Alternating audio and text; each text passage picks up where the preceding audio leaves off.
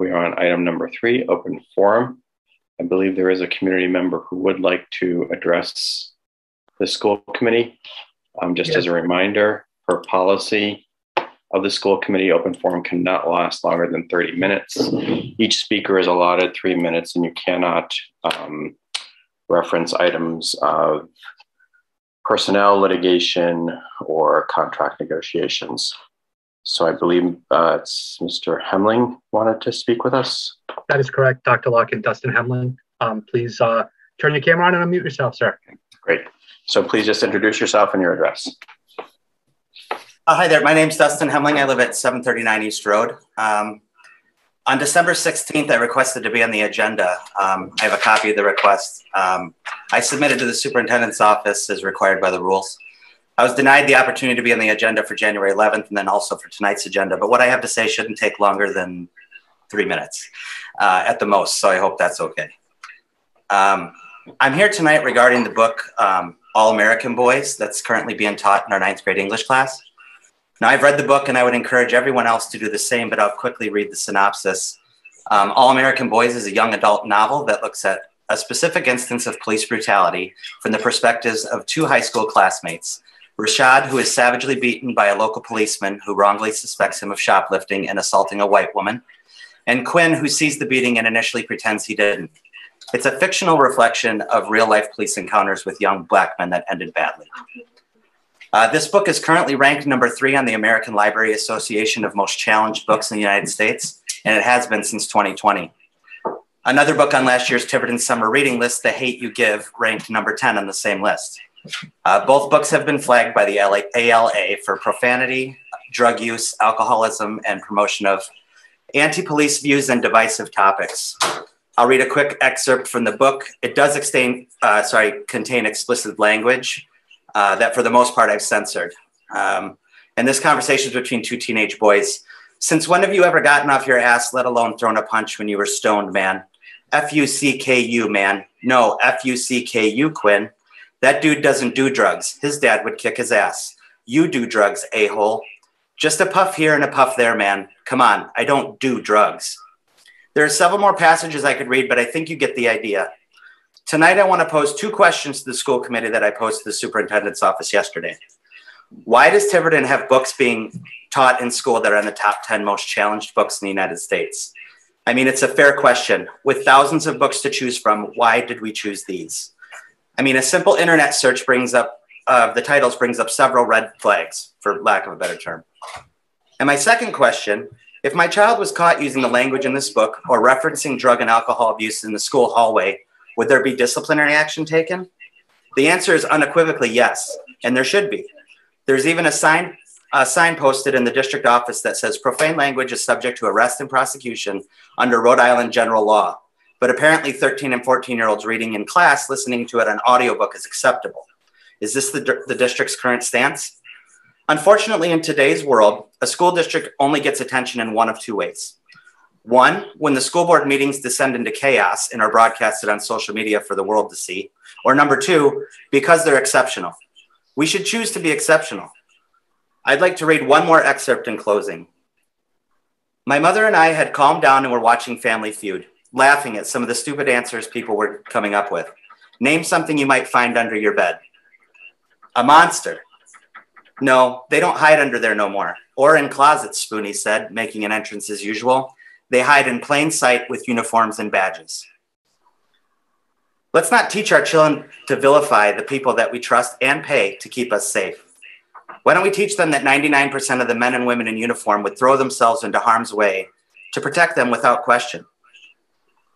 I'm very proud of what I did during my 14 years of law enforcement, and I know from a real-world firsthand experience who these men and women are, and I can assure you that they're not monsters. We can do better. We have to be better. Thank you very much for letting me speak in the open forum tonight. Okay, so just to clarify, Mr. Hemling, you were not denied for the agenda. It was just felt after considering your request that you were best served by speaking in open forum. So I believe Ms. Gray, you'd like to make us speak in open forum as well? Yeah, I prepared something read about how the book selection came about. 5 years ago, in an effort to increase my students' interest in reading in my college prep level classes, I decided to look for a contemporary novel to pair with To Kill a Mockingbird, a novel taught in the 9th grade as well. I went to the library media specialist, Vicki Blazer, and together we looked through resources provided for educators for searches such as this. After utilizing sources such as the School Library Journal and the National English Teachers Association, and Vicki's familiarity with the book, we ultimately chose the award-winning All-American Boys, written by authors Jason Reynolds and Brendan Kiley. On a side note and of importance is that Jason Reynolds is the recipient of a Newbery Honor, a Prince Honor, an NAACP Image Award, and multiple Coretta Scott King Honors. Reynolds is also the current National Ambassador for Young People's Literature and the author of the 2021 Read Across Rhode Island selection Stamped. The book is told in first person from two different characters, one of a white teenager and the other of a Black teenager, providing connections for all readers around race relations and controversial topics that are issues in America today. The main theme of the novel is standing up for what is right, no matter how difficult that may be, a theme that is also at the forefront in To Kill a Mockingbird. This realistic fiction novel explores real-life events that students are exposed to when they turn on the news, and also provides real-life characters in different perspectives, and that is what makes the book award-winning. To address a few concerns, while I do not condone vulgar language in my classroom or my home for that matter, to pretend it doesn't exist is not the role of a high school teacher. I am certainly not teaching this language or exposing students to vocabulary they are unfamiliar with. However, it provides an opportunity for a discussion on audience and the effects of inappropriate language, and it makes the book relatable. Because like it or not, this is how some students speak when they are not in the company of their parents, other adults, role models, and teachers. The same applies to the brief mention of underage drinking. When caught by his mother, the message is sent to the character that this is unacceptable behavior. Is underage drinking a reality for some? Absolutely. Am I exposing students to something they don't know exists? Absolutely not. Is underage drinking mentioned in classic works of literature frequently taught in high schools across America? It is. Not only is this novel enjoyed by a majority of students, it highlights important and controversial topics that are best acknowledged in a classroom where they can be read together by adults and students. I've taken the time to comb through the vast resources available for teaching this book to provide my students with a productive reading experience where no race, gender, or occupation is targeted. Rather, a running discussion is held about individuals acting alone and perspective and a deep look at character and motivation. Why this book is on the top 10 most challenged books of 2021, it is accompanied by the beloved classic Pulitzer Prize Award winner To Kill a Mockingbird, as well as Of Mice and Men, written by Nobel and Pulitzer Prize winning author John Steinbeck.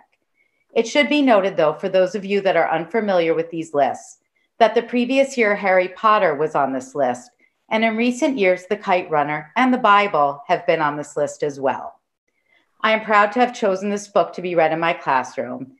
However, due to new state mandates, we will be moving to a purchase and vetted curriculum, and this book is not part of this curriculum anymore.